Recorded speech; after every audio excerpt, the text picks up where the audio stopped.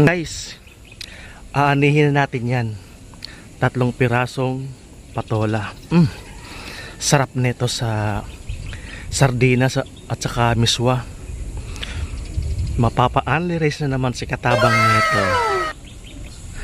So ang ibang gulay ay palalaki na lang natin. Ang kalamismis at saka sitaw. So ilang araw na lang pwede natin yan harvestin o anihin din.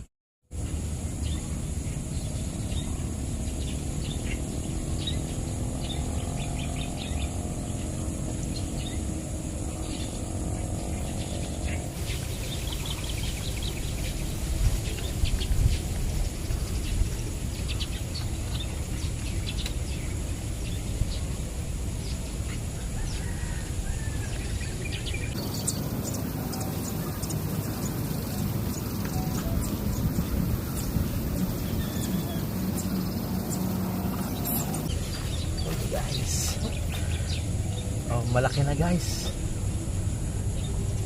Unang pag-aani, first harvest natin dito sa tanim natin. Patola guys, sarap nito.